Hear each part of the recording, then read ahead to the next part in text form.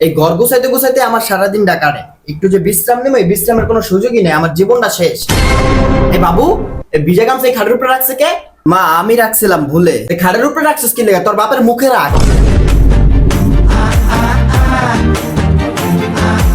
যত সব।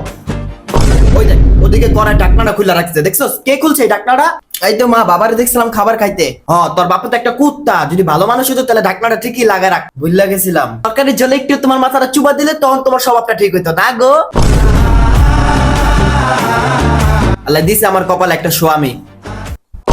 ওই দেখ, ওদিকে আবার তেলের মুখ কে জানি খুলে রাখছে। তেলের মুখ কে খুলছে? মা, আমি খুলে রাখছিলাম। তোর বাপের গোয়া তেল ভরা, তোর বাপের গোয়াতে তেল লয়ে তারপর রান্না বাড়া করবো। জীবনটা শেষ করে দিল। বাবু কয়টা বাজে দেখতো? 12টা মা। হ্যাঁ, একবারে এক্সাক্ট টাইম বলছস। আমার জীবনটা যেমন তোর বাপে 12টা বাজে দিছে, এখন ঘড়িতেও বাজে 12টা।